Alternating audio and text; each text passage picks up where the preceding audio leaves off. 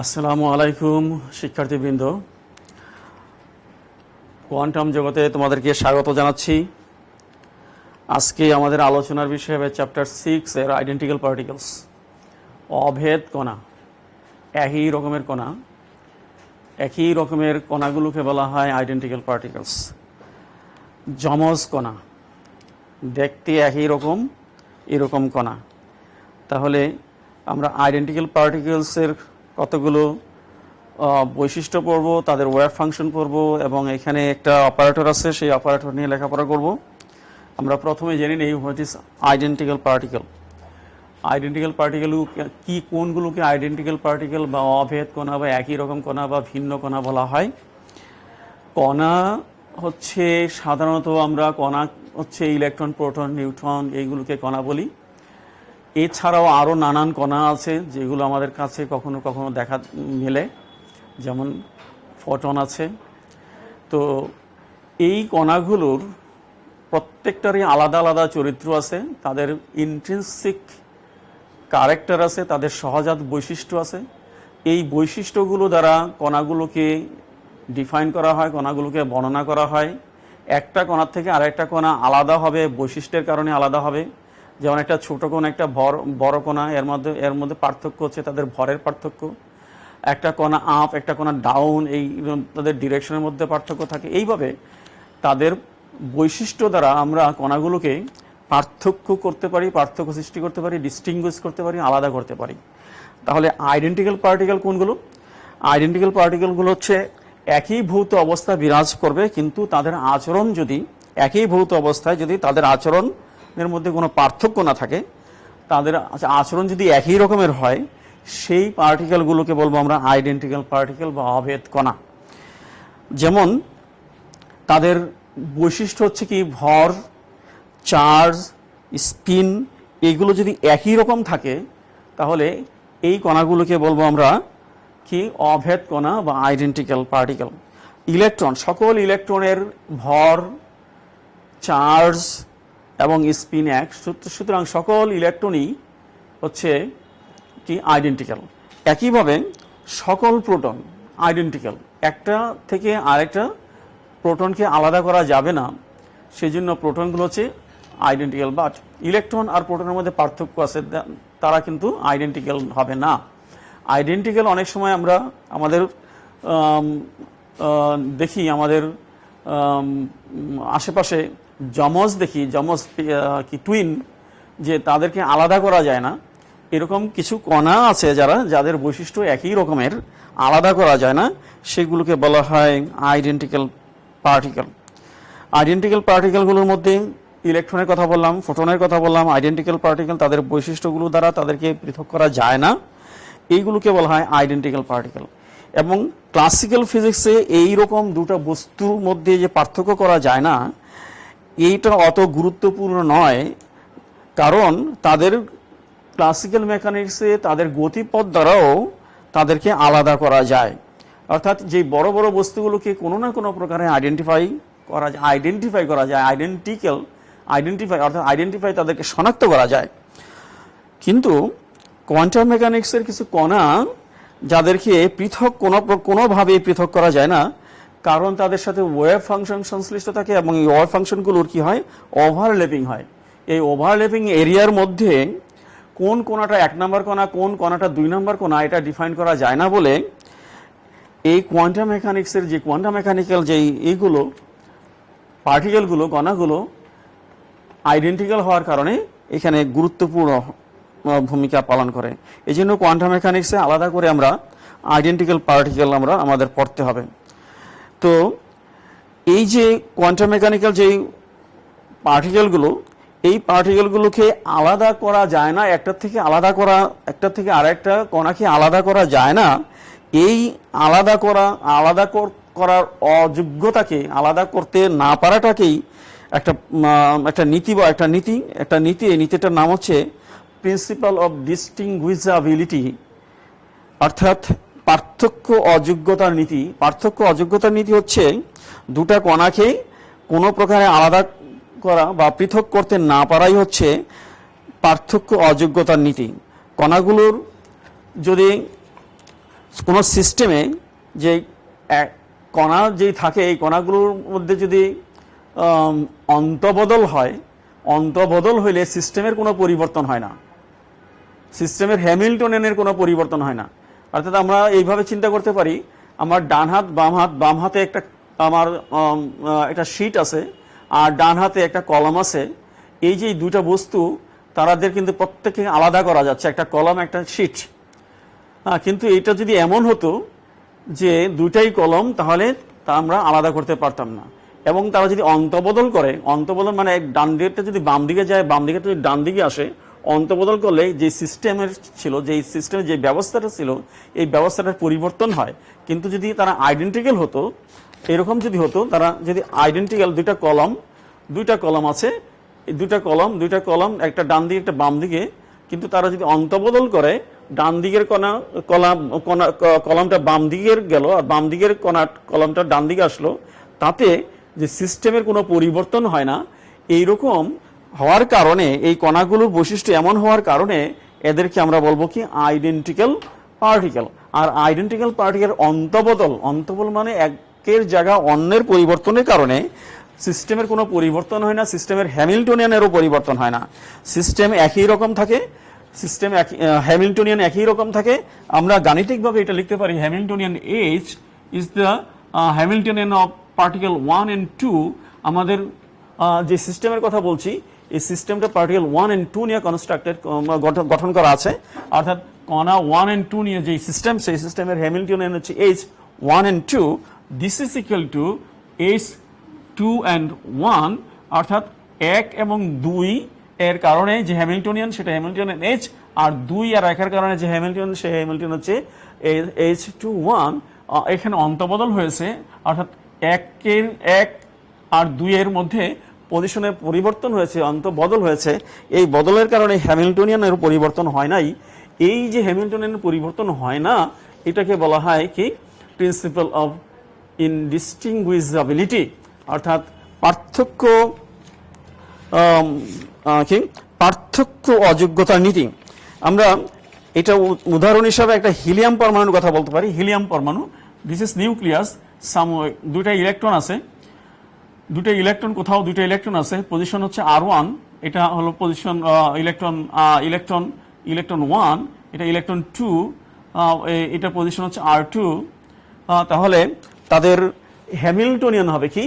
Hamiltonian হবে H is the 1 2, H12 হচ্ছে P1 square by twice M plus P2 square twice M, P1 momentum of particle 1, P2 momentum of particle 2 minus E square R1 minus E square R2 plus E square R1 minus R2। এটা হলো কি 1 নম্বর কণার গতিশক্তি, 2 নম্বর কণার গতিশক্তি, 1 নম্বর কণার বিভব শক্তি, 2 নম্বর কণার বিভব শক্তি, আর এটা হলো দুইটা কণার অন্তঃস্থ ইন্টারঅ্যাকশন। তাহলে হ্যামিল্টনিয়ান হলো এরকম, হচ্ছে এই ব্যবস্থাটার জন্য হ্যামিল্টনিয়ান হচ্ছে H12। আবার যদি অন্তবদল হয়, অর্থাৎ এইখানে যদি 2 আসে আর এইখানে যদি 1 হয়, তাহলে সেই ক্ষেত্রে হ্যামিল্টনিয়ান হবে H21।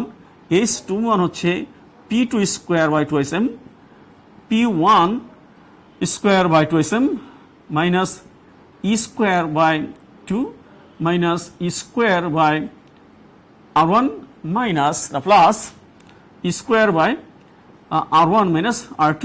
আমরা এখান থেকে দেখতে পাচ্ছি যে কণাগুলোর অন্তবদলের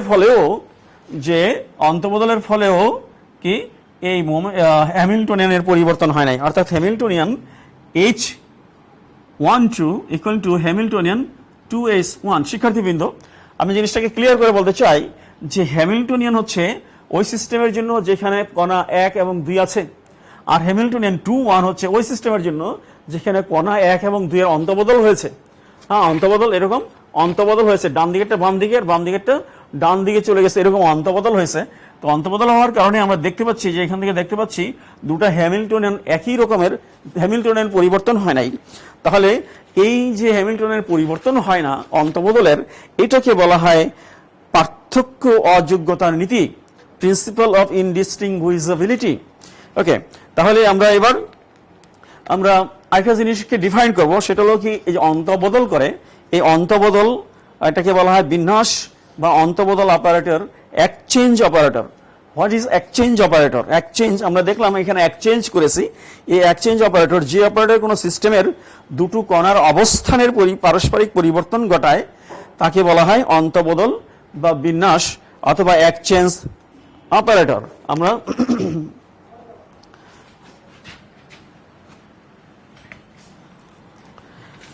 আমরা জানতে চাই কি এক্সচেঞ্জ অপারেটর কি? What is exchange operator? অন্তবদল অপারেটর কি? অন্তবদল অপারেটর হচ্ছে ওই অপারেটর যেই অপারেটরকে দুটা কণাকে পরস্পরের মধ্যে অবস্থানের পরিবর্তন ঘটায়, সেই অপারেটরটাকে বলা হয় কি অন্তবদল বা ইন্টারঅ্যাকশন, এক্সচেঞ্জ, অথবা ওটাকে বলা হয় বিন্যাস অপারেটর। এরকম একটা দুটা কণার সিস্টেমের কথা বলি, কণাগুলো হচ্ছে 1 and 2, তাহলে তাদের ওয়েভ ফাংশন হচ্ছে psi 1 2. Psi 1 2 is the wave function of the system of particles 1 and 2. তাহলে এখানে একটা অপারেটর হলো, এই operator P operator operates on psi equal to, যদি এরকম হয়, psi is the function is psi of 2 and 1, অর্থাৎ 2 এবং 1 এর কি তরঙ্গ ফাংশন, ওয়েভ ফাংশন। তাহলে এই যে অপারেটর, এই অপারেটর হচ্ছে অন্তবদল অপারেটর, এই অপারেটর হচ্ছে এক্সচেঞ্জ অপারেটর, এই অপারেটর হচ্ছে বিন্যাস অপারেটর। এই অপারেটর আইগেন ভ্যালু +-1 আমরা প্রমাণ করব। Operator +-1, prove that eigenvalue of exchange operator is +-1.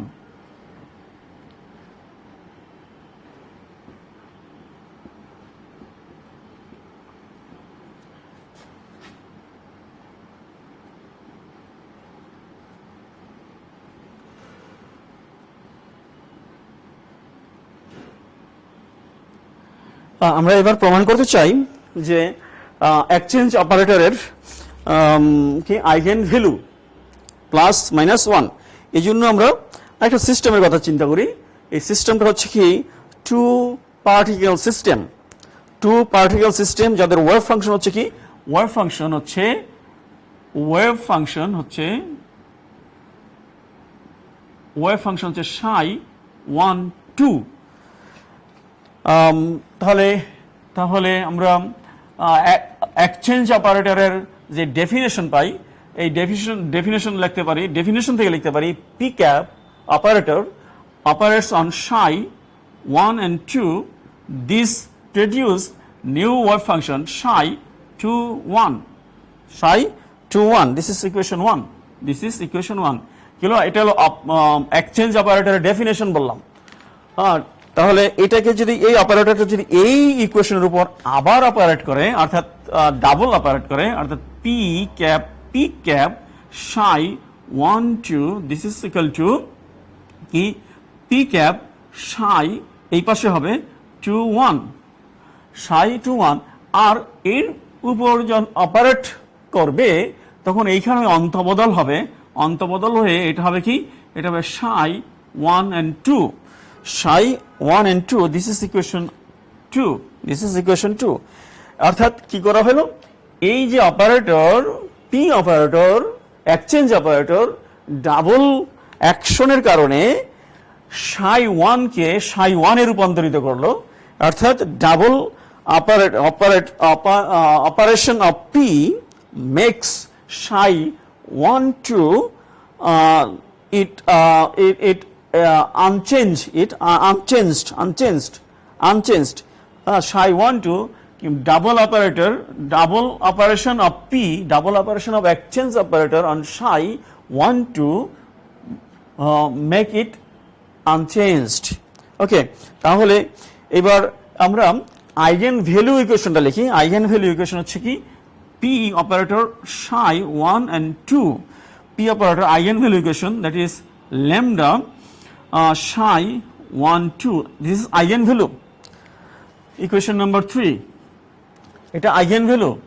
তাহলে এবার অপারেটরটা যদি আবার অপারেট করে, অর্থাৎ ডাবল অপারেশন হয়, P cap psi 1 and 2, this is equal two, এইখানে পি অপারেট করছে, এখানেও পি অপারেট করবে, অর্থাৎ ল্যামডা পি ক্যাপ psi 1 2, এখান থেকে আমরা পাচ্ছি আইগেন ভ্যালু ইকুয়েশন অনুসারে lambda psi 1 2, that is lambda square psi 1 1 2, psi 1 2, equation number কত? Equation number 4। ওকে, এবার আমরা ইকুয়েশন 4 এবং 2 যদি কম্পেয়ার করি, 4 এবং 2 কম্পেয়ার করে আমরা পাই ল্যামডা স্কয়ার ইকুয়াল টু 1, সুতরাং lambda equal to plus minus 1, lambda equal to plus minus 1। তাহলে আমরা lambda equal to plus minus 1, অর্থাৎ আইগেন ভ্যালু আমরা পাইলাম প্লাস মাইনাস 1, যেটা আমরা প্রমাণ করতে চেয়েছিলাম। Eigen value of exchange operator is plus minus 1, প্রমাণ হয়ে গেল। এটা কি মিন করতেছে? প্লাস মাইনাস 1 দিয়ে কি মিন করতেছে? প্লাস মাইনাস 1 দিয়ে মিন করে যে এই যে ইকুয়েশন নাম্বার 3 থেকে আমরা পাই কি? 3 থেকে আমরা কি পাই? 3 থেকে পাই যে P operator operates on psi 1 and 2, this is equal to plus minus psi 1 and 2, psi 1 and 2, অর্থাৎ পি এমন একটা অপারেটর যেটা psi এর উপর অপারেট করলে psi ওই রকমই থাকতে পারে, একই রকমের থাকতে পারে, psi এর পরিবর্তন হবে না। আবার এরকম হতে পারে যে ওটার একটা রিফ্লেকশন তৈরি হতে পারে, অর্থাৎ মাইনাস হতে পারে, চিহ্ন বদলাইতে পারে। হ্যাঁ, এরকম আমরা দেখছি যে এখানে যে ওয়েভ ফাংশন একই রকমের থাকে, অথবা ওয়েভ ফাংশন কি হয়? ওয়েভ ফাংশন একটা রিফ্লেকশন হয়, একটা পরিবর্তন হয়। অর্থাৎ এই জিনিসগুলো থেকে আমরা একটা নতুন একটা টার্ম আমরা এখান থেকে ডিফাইন করতে পারি, সেটা হলো কি সিমেট্রিক ফাংশন আর হচ্ছে কি anti symmetric function.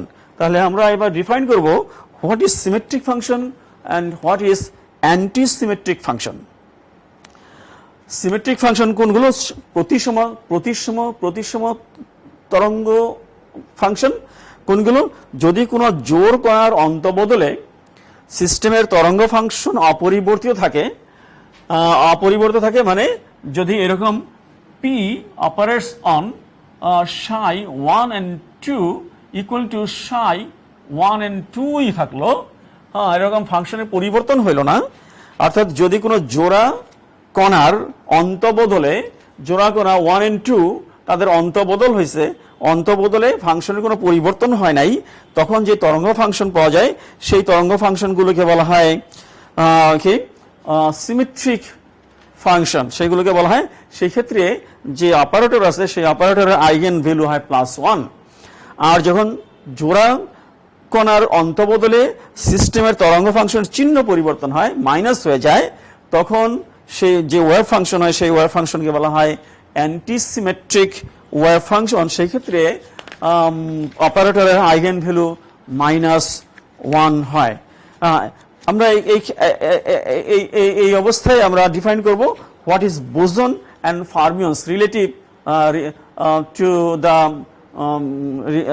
Two the symmetric and antisymmetric wave function. What is boson and fermions? আমরা জানি যে কণাগুলো আছে, কণাগুলোর ক্লাসিফিকেশন একবার ফান্ডামেন্টাল ক্লাসিফিকেশন। জগতে যত কণা আছে এই কণাগুলোকে 2 ভাগে ভাগ করা যায়, একটা হলো বোসন আর একটা হলো ফার্মিয়ন্স। বোসন সত্যেন্দ্রনাথ বসু, বসু নামকে সম্মানার্থে, বসুর নামের সম্মানার্থে, বসুকে সম্মান করার জন্য এই কণাগুলোর নাম করা হলো বাঙালি বিজ্ঞানী সত্যেন বসুর নামের, তাকে সম্মান in honor of সত্যেন বসুকে সম্মান প্রদর্শন করার জন্য এই কণাগুলোর নাম দেওয়া হলো বোসন। কারণ সত্যেন বসু একটা স্ট্যাটিস্টিক্যাল থিওরি, পরিসংখ্যান একটা থিওরি দিয়েছিলেন, যে থিওরিটির নাম হচ্ছে বোস-আইনস্টাইন থিওরি। ওই বোস-আইনস্টাইন থিওরি যে কণাগুলো ফলো করে সেই কণাগুলোকে বলা হয় বোসন। আর এইখান থেকে আমরা বলতে পারি যে কণাসমূহের অন্ত বদলের ক্রিয়ার ফলে তাদের সহজাত স্পিনের সাথে যে সকল কণার সহজাত স্পিন শূন্য বা পূর্ণ সংখ্যা শূন্য অথবা পূর্ণ সংখ্যা অর্থাৎ 0 1 2 3 এগুলো এবং তাদের যে ওয়েভ ফাংশন হয় এই ওয়েভ ফাংশনগুলো হয় সিমেট্রিক ওয়েভ ফাংশন। এরকম সিমেট্রিক ওয়েভ ফাংশন হচ্ছে কি psi 1 2 equal to psi 2 1, এটা সিমেট্রিক ওয়েভ ফাংশন।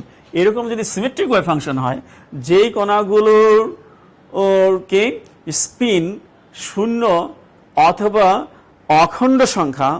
অখণ্ড পূর্ণ সংখ্যা, সেই কণাগুলোর ওয়েভ ফাংশন হচ্ছে কি এরকম সিমেট্রিক ওয়েভ ফাংশন। আর এই সিমেট্রিক ওয়েভ ফাংশন দ্বারা যে কণাগুলোকে ডিফাইন করা হয়, বর্ণনা করা হয়, সেই কণাগুলোকে বলা হয় বোসন। যেমন হিলিয়াম পরমাণুর স্পিন শূন্য, আলফা কণার বোসন স্পিন শূন্য, ফোটনের স্পিন 1। তাহলে এইগুলো হচ্ছে কি বোসন কণা, এবং তাদেরকে ডিফাইন করার জন্য কি করা হয়, সিমেট্রিক ওয়েভ ফাংশন ব্যবহার করা হয়। একইভাবে যে সকল কণার স্পিন অর্ধেক হাফ এর বিজোড় গুণিতক, হাফ এবং হাফ অড ইন্টিজার বিজোড় গুণিতক, অর্ধেকের বিজোড় গুণিতক, তাদের জন্য যে ওয়েভ ফাংশন ব্যবহার করা হয় সেই ওয়েভ ফাংশনটা হচ্ছে কি ওয়েভ ফাংশনটা অ্যান্টি সিমেট্রিক হয়, অর্থাৎ psi 1 2 equal to minus psi 2 1 হয় অ্যান্টিসিমেট্রিক ওয়েভ ফাংশন হয়। এই অ্যান্টিসিমেট্রিক ওয়েভ ফাংশন দিয়া যেই কণাগুলোকে বর্ণনা করা হয় সেই কণাগুলোই হচ্ছে ফার্মিয়ন কণা। ইলেকট্রন, প্রোটন এগুলো ফার্মিয়ন কণা, এবং তারা ফার্মি ডিরাক ডিস্ট্রিবিউশন মেনে চলে, আর বোজ আইনস্টাইন ডিস্ট্রিবিউশন মেনে চলে। তাহলে আমরা যদি এই ক্ষেত্রে যে বোসন কণা আর ফার্মিয়ন কণার পার্থক্য করতে চাই, তাহলে পার্থক্যটা আমরা এইভাবে লিখতে পারি, বোসন কণা এবং ফার্মিয়ন কণার পার্থক্য করব আমরা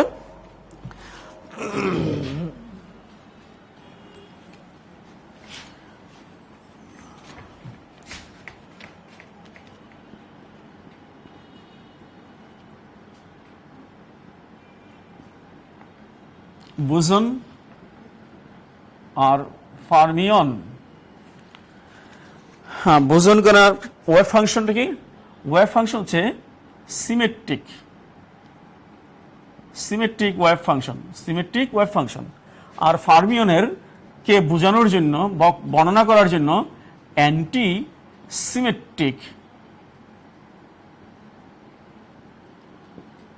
সিমেট্রিক ওয়েভ ফাংশন ব্যবহার করা হয়।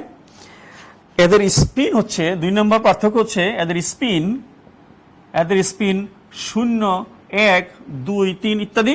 আর এদের স্পিন হচ্ছে হাফ অথবা হাফের 3 গুণ অথবা হাফের 5 গুণ।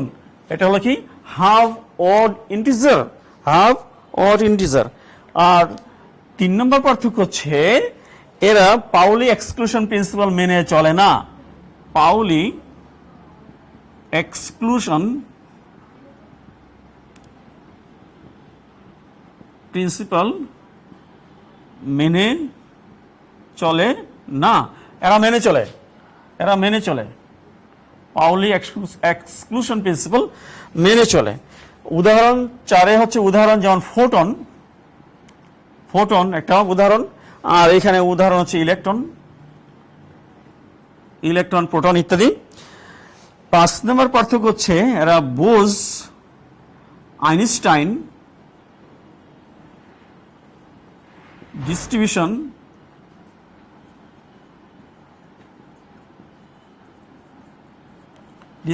মেনে চলে, আর এরা ফার্মি ডিরাক ডিস্ট্রিবিউশন মেনে চলে। ফার্মি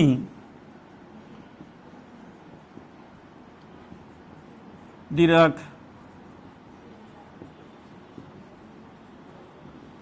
ডিস্ট্রিবিউশন মেনে চলে। তাহলে আমরা ডিফাইন করছি হোয়াট ইজ বোসন অ্যান্ড ফার্মিয়ন্স এবং ডিস্টিংগুইশ বিটুইন বোসন অ্যান্ড ফার্মিয়ন্স। এবার আমরা ডিফাইন করব যে ইন্টারাকশন, যেটা এক্সচেঞ্জ ইন্টারাকশন হয়, এক্সচেঞ্জ এই অপারেটরের ক্রিয়া, এই অপারেটরের ক্রিয়ায় যে নতুন একটা ওয়েভ ফাংশন পাওয়া যায়, সেই ওয়েভ ফাংশনের কারণে এনার্জি লেভেল একই থাকে, কিন্তু ওয়েভ ফাংশন যে নতুন একটা ওয়েভ ফাংশন পাওয়া যায় এটাকে বলা হয় কি degeneracy. What is exchange degeneracy? অর্থাৎ অন্তবদল চ্যুতি। ডিজেনারেসি মানে হচ্ছে চ্যুতি, ডিজেনারেসি মানে হচ্ছে ডিজেনারেটেড সিস্টেম। হোয়াট ইজ, কোশ্চেন হচ্ছে হোয়াট ইজ এক্সচেঞ্জ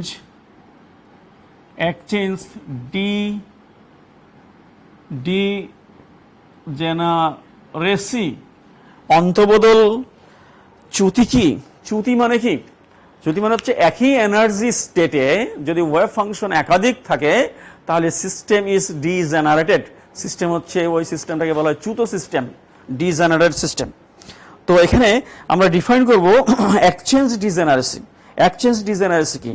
দুটো অভেদ কণার অন্তবদলে একই আইগেন মান সম্পন্ন দুটো আইগেন ফাংশন পাওয়া যায় এবং তাদের যে দুটো আইগেন ফাংশন পাওয়া যায় এই দুইটা আইগেন ফাংশন আবার লিনিয়ার কম্বিনেশন আলাদা একটা আইগেন ফাংশন।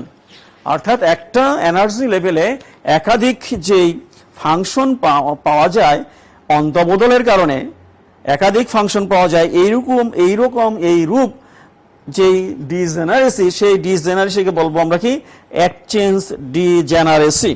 আমরা জিনিসটাকে একটু এক্সপ্লেন করতে চাই। আবার বলতেছি যে এক্সচেঞ্জ ডিজেনারেসি হচ্ছে এক্সচেঞ্জের কারণে, অন্তবদলের কারণে, কণার অন্তবদলের কারণে যে ওয়েভ ফাংশন হয় এই ওয়েভ ফাংশনের আইগেন ভ্যালু একই থাকে। তাহলে আইগেন ভ্যালু একই থাকলো, ওয়েভ ফাংশন একাধিক হইলো, এই সিস্টেমটাকে বলা হয় কি ডিজেনারেটেড সিস্টেম। আর এই ডিজেনারেসিটার নাম হচ্ছে কি এক্সচেঞ্জ ডিজেনারেসি। আমরা আবার দুই কণা বিশিষ্ট একটা সিস্টেমের কথা বিবেচনা করি যার মধ্যে দুইটা কণা আছে এবং এই দুটা কণার অন্তবদলে ইন্টারচেঞ্জের কারণে হ্যামিল্টনিয়ান একই থাকে, হ্যামিল্টনিয়ান প্রতিসাম্য, হ্যামিল্টনিয়ান সিমেট্রিক হওয়ার কারণে H12 ইকুয়াল টু H21 হবে। তাহলে এবার শ্রোডিঙ্গার সমীকরণটা কি হলো? শ্রোডিঙ্গার সমীকরণ সিস্টেমের শ্রোডিঙ্গার ইকুয়েশন দাঁড়াইলো কি Schrödinger equation H12 wave function হচ্ছে psi12 এটা হলো হ্যামিল্টনিয়ান, এটা হলো wave function. This is equal two এখানে আইগেন ভ্যালু হবে, আইগেন ভ্যালুটাকে আমরা বলতেছি আইগেন ভ্যালু psi12। ওকে, তো এইটা হলো আইগেন ভ্যালু, এবার অন্তবদলের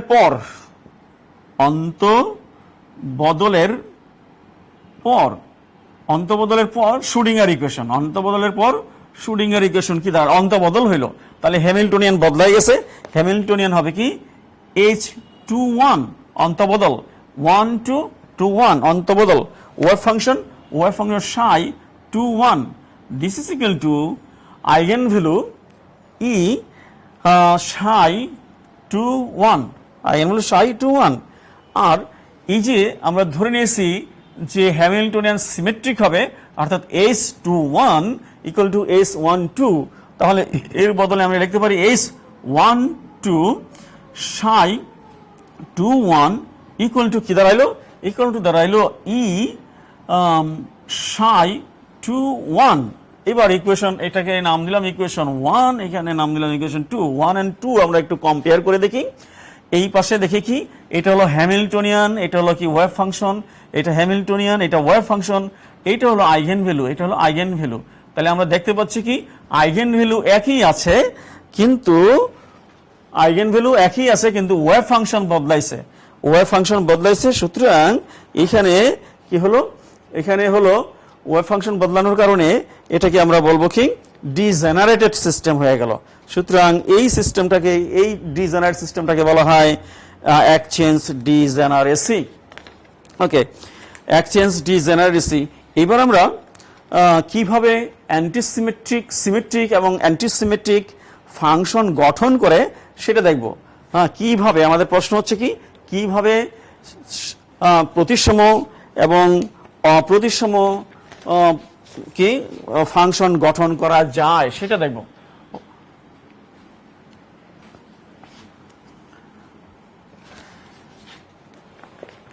আমরা কি করতে চাই? আমরা করতে চাই কি সিমেট্রিক ফাংশন কিভাবে তৈরি করব, অ্যান্টি সিমেট্রিক ফাংশন কিভাবে তৈরি করব।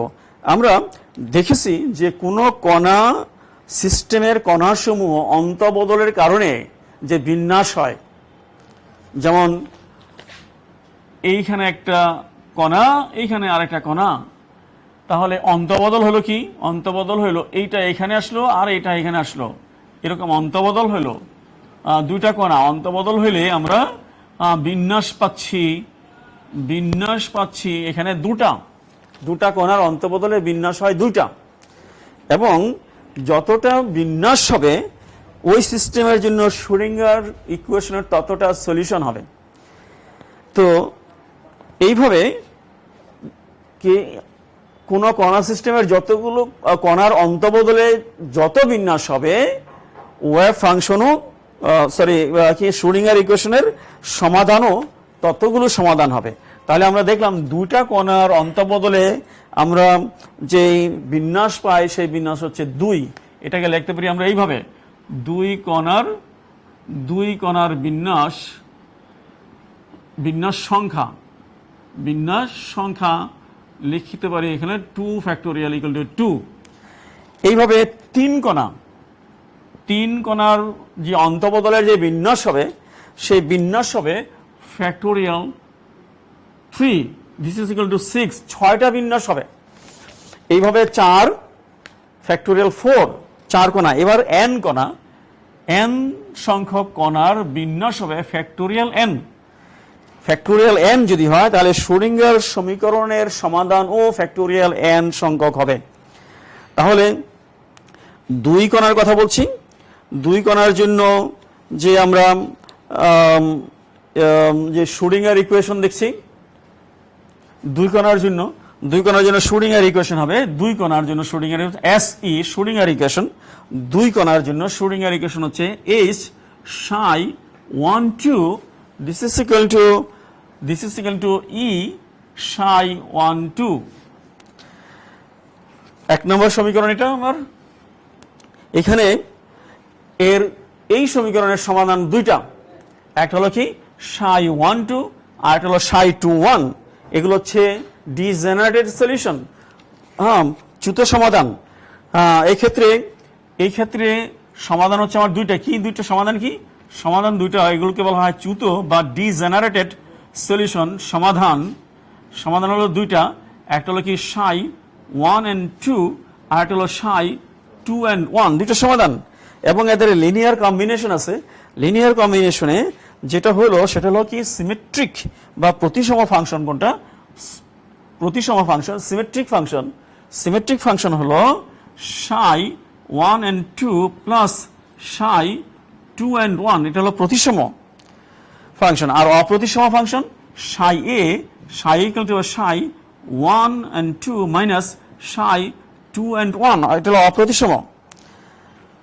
তাহলে আমরা এখানে কি করলাম? এখানে প্রতিসম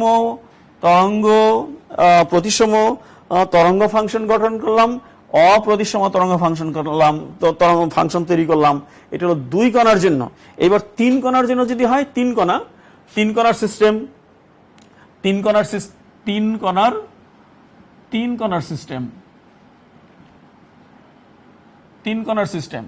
কণার সিস্টেমের জন্য ওয়েভ ফাংশনগুলো কি হবে? ওয়েভ ফাংশন যে ডিজেনারেটেড ওয়েভ ফাংশন হবে psi 1 2 3, তারপরে psi 2 3 1। আমরা এইরকম একটা সাইকেল ব্যবহার করতে পারি, 1 2 3। এই সাইকেল থেকে বানানোর সোজা 1 2 3 2 3 1 2 3 1 psi 3 1 2। এগুলো হচ্ছে ডিজেনারেটেড সলিউশন। আরও আছে কি? এবার psi 1 3 উল্টা করে এইভাবে একটা ক্লক ওয়াইজ ছিল, এবার anti clock wise 1 3 2 1 3 2 psi 3 2 1 psi কি 2 1 3 এরকম 6টা ওয়েভ ফাংশন ডিজেনারেটেড ওয়েভ ফাংশন 6টা হলো। তাহলে আমরা এখান থেকে দেখতে পাচ্ছি যে 6টা, মোট 6টা, এখানে মোট 6টাই হওয়ার কথা, ফ্যাক্টোরিয়াল 3 6টা হওয়ার কথা। তাহলে এবার আমরা প্রতিসম তরঙ্গ ফাংশন সাই এস, প্রতিসম তরঙ্গ ফাংশন হচ্ছে কি, কোনগুলো হবে, সবগুলো তরঙ্গ ফাংশনের যোগ করব, অর্থাৎ সাই 1 1 2 3 প্লাস সাই 2 3 1 প্লাস সাই 3 1 2 প্লাস সাই 1 3 2 প্লাস সাই 3 2 1 প্লাস সাই কি 2 1 3 2 1 3, এগুলো হচ্ছে কি প্রতিসম বা সিমেট্রিক ওয়েভ ফাংশন। আর antisymmetric wave function psi A, antisymmetric wave function, this is equal to কি সাই 1 2 3 প্লাস সাই 2 3 1 প্লাস সাই 3 1 2 মাইনাস সাই 1 2 1 3 2 মাইনাস সাই 3 2 1 মাইনাস সাই কি, এটা কি হলো, এটা ছিল 2 1 3 2 1 3 মাইনাস 2 1 3। ওকে, তাহলে আমরা দেখছি symmetric wave function, this is symmetric wave function, আর antisymmetric wave function. Symmetric wave function হচ্ছে ডিজেনারেটেড যতগুলো ওয়েভ ফাংশন আছে সবগুলো ওয়েভ ফাংশনের যোগ করলে আমরা সিমেট্রিক ওয়েভ ফাংশন পাই। সিমেট্রিক ওয়েভ ফাংশন গঠন করা যায় অন্তবদলে যত তরঙ্গ ফাংশন হয় সবগুলো তরঙ্গ ফাংশনের যোগ করলেই প্রতিসম তরঙ্গ ফাংশন তৈরি হয়। আর অ্যান্টিসিমেট্রিক ওয়েভ ফাংশনের মধ্যে দেখি এই তিনটা যোগ, এই তিনটা বিয়োগ, এই তিনটা হচ্ছে, এগুলো হচ্ছে জোড় সংখ্যক অন্তবদল, এটা জোড় অন্তবদল। এটা হলো কি ইভেন এক্সচেঞ্জ, ইভেন এক্সচেঞ্জ, এইভাবে ক্লকওয়াইজ যে এক্সচেঞ্জ হলো সেটা হলো ইভেন এক্সচেঞ্জ, আর অ্যান্টি ক্লকওয়াইজ অনুসারে যে এক্সচেঞ্জ হলো সেটা গেল অড এক্সচেঞ্জ বলা হয়। তাহলে আমরা এখান থেকে এই কথা বলতে পারি জোড় সংখ্যক অন্তবদলের তরঙ্গ ফাংশনের যোগফল থেকে বিজোড় সংখ্যক অন্তবদলের সৃষ্ট তরঙ্গ ফাংশনগুলোর বিয়োগ করলে আমরা প্রতিসম তরঙ্গ ফাংশন গঠন করতে পারি। ওকে, তাহলে আমরা এইখানে আমরা ডিফাইন করলাম কি কিভাবে আমরা অ্যান্টিসিমেট্রিক ওয়েভ ফাংশন আমরা কি করতে পারি, গঠন করতে পারি। ওকে, এইবার আমরা একটা গুরুত্বপূর্ণ জিনিস আলোচনা করতে চাই, সেটা হলো কি এক্সক্লুশন প্রিন্সিপাল, পাউলির এক্সক্লুশন প্রিন্সিপাল, পাউলির বর্জন নীতি। পাউলির বর্জন নীতি ফেমাস একটা নীতি, এটা আমাদের সকলেরই জানা থাকার কথা। কি নীতিটা, কি নীতিটা হচ্ছে কোয়ান্টাম স্টেটে একই স্টেটে একের চেয়ে বেশি কণা অকুপাই করতে পারে না। কোনো কণাকে যদি আমরা বৈশিষ্ট্যপূর্ণ করতে চাই, বৈশিষ্ট্য লিখতে চাই, তাহলে তার জন্য আমরা ঠিক করে দিই এন কত, এল কত, এম এল কত, এম এস কত, অর্থাৎ N, l, M L, M S, এই চারটা রাশি দ্বারা, চারটা সংখ্যা দ্বারা কোনো কণার বৈশিষ্ট্য নির্ধারণ করা হয়। এটা হলো মূল কোয়ান্টাম নাম্বার, এটা হলো অরবিটাল কোয়ান্টাম নাম্বার, এটা হলো অরবিটাল কোয়ান্টামের জন্য ম্যাগনেটিক মুভমেন্ট, এটা হলো স্পিনের জন্য magnetic movement, magnetic quantum number. এইগুলো দ্বারা একটা কণাকে ডিফাইন করা হয়। তাহলে একটা স্টেটে একাধিক কণা যাদের এই মানগুলো, এই সংখ্যাগুলোর মান একই, এরকম কণা একই স্টেটে থাকা সম্ভব নয়। কি পরমাণুর মধ্যে এমন দুটো কণা থাকতে পারবে না যাদের এম এল এম এন এল, যাদের M L M L M S একই, এটাকে বলা হয় পাউলির এক্সক্লুশন প্রিন্সিপাল। আমি আবার বলতেছি, পরমাণুর মধ্যে এমন দুটো কণা থাকতে পারবে না যাদের n l M L M S একই রকমের হয়। এটা আমরা প্রমাণ করব, ব্যাখ্যা করব। আবার ব্যাখ্যা করার জন্য দুই কণা বিশিষ্ট কি সিস্টেম, দুই কণা বিশিষ্ট সিস্টেম। প্রথম কণার অবস্থান কোথায় আছে, অবস্থানকে আমরা ডিফাইন করছি কি দিয়ে, R1 ভেক্টর দিয়ে, এবং তার আইগেন স্টেটকে ডিফাইন করছি আইগেন স্টেটকে ডিফাইন করছি সাই এ, এই স্টেট। ওকে, দ্বিতীয় কণার অবস্থানকে ডিফাইন করছি আমরা R2 দিয়ে, এবং তার আইগেন স্টেট হচ্ছে সাই বি, বি স্টেট। এবার এই সিস্টেমটার তরঙ্গ ফাংশন হবে সাই is the function of R1 and R2. This is equal to হবে কি psi A R1 into psi B R2, দুইটা প্রত্যেকটা তরঙ্গ ফাংশনের গুণফল হবে সিস্টেমের তরঙ্গ ফাংশন। This is equation 1। এইবার অন্তবদলের পর কি হলো, অন্তবদলের পর কি হলো, প্রথম কণা কোথায়, প্রথম কণার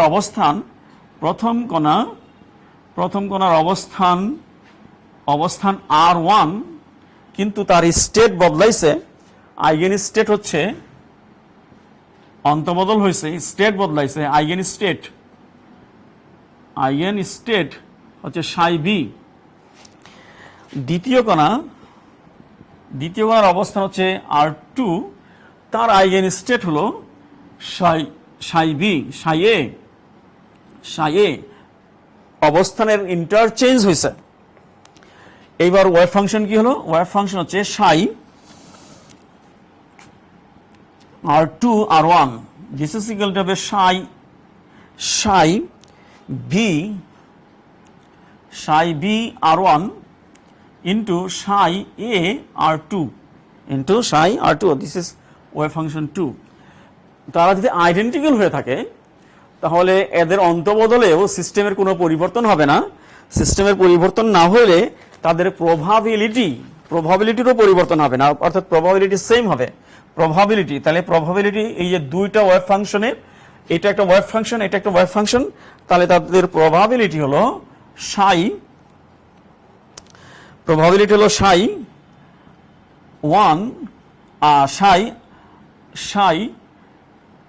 R1 R2 square equal to psi R2 R1 square. This is probability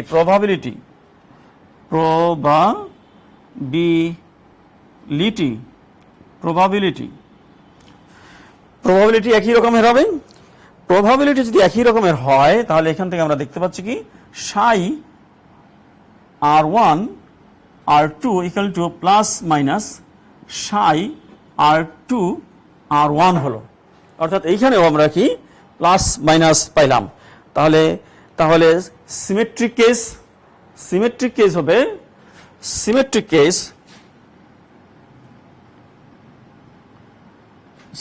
case হলো কি, সিমেট্রিক কেস হচ্ছে psi R1 psi R2 equal to psi R2 psi R1। R antisymmetric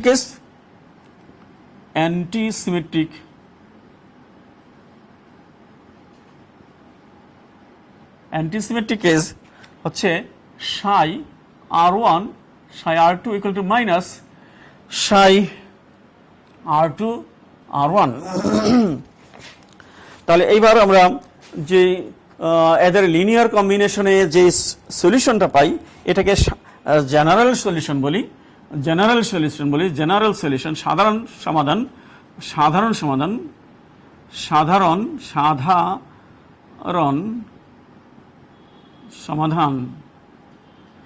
সমাধান সিমেট্রিক যে ওয়েভ ফাংশন সাই এস হচ্ছে সাই R1 R2 plus psi R2 R1। R asymmetric Sai A equal to হলো সাই R1 R2 minus সাই R2 R1। ওকে, equation number এখানে 2 ছিল, তাহলে এটা হলো equation number symmetric wave ফাংশনকে ইকুয়েশন নাম্বার 3 দিলাম, আর অ্যান্টিসিমেট্রিক ওয়েভ ফাংশনকে আমরা 4 নাম্বার দিলাম। ওকে, এইবার একটা স্পেশাল কেস আমরা কনসিডার করি। স্পেশাল কেসটা কি? দুটা কণা ছিল আমাদের, দুটা স্টেটে ছিল, একটা এ স্টেটে ছিল, একটা বি স্টেটে ছিল। এইবার আমরা একটা স্পেশাল কেস কনসিডার করি। স্পেশাল কেস, একেবারে স্পেশাল কেস, এটা স্পেশাল কেস, স্পেশাল কেস বলবো, বিশেষ অবস্থা। কি অবস্থাটা? প্রথম কণা কোথায় আছে? প্রথম কণা অবস্থান R1 আছে, অবস্থান হচ্ছে R1, কিন্তু তার আইগেন স্টেট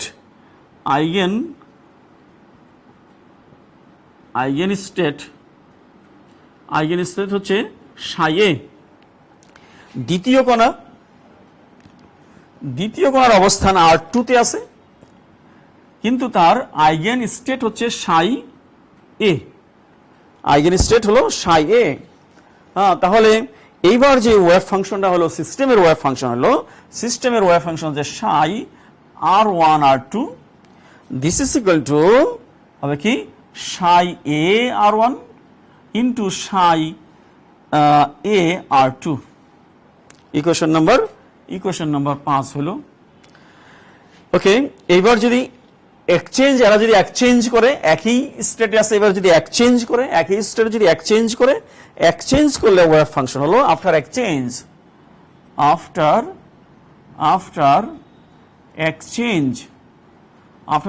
ওয়েভ ফাংশন কি হবে?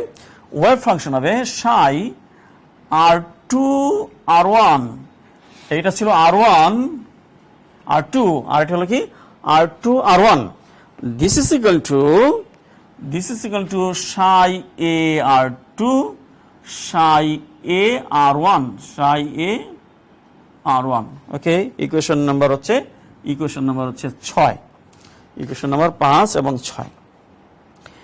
এইবার আমরা 5 এবং 6 কে যদি 3-এ ব্যবহার করি, 5 এবং 6 কে যদি 3-এ ব্যবহার করি, এটার জন্য যদি 3-এ ব্যবহার করি, 5 এবং 6 কে যদি আমরা 3-এ ব্যবহার করি, তাহলে কি হবে?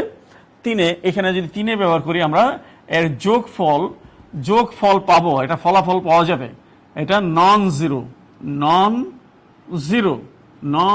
মানে নন ভ্যানিশ হবে না।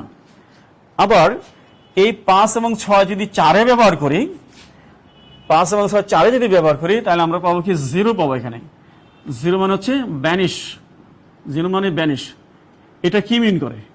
এটা মিন করে যে যেই কণাগুলো সিমেট্রিক ওয়েভ ফাংশন দ্বারা ব্যাখ্যা করা যায়, সেই ওয়েভ ফাংশনগুলোর ফলাফল, টোটাল যোগফল 0 হয় না, অর্থাৎ তারা এক্সিস্ট করে, অর্থাৎ তারা একই স্টেটে থাকতে পারবে।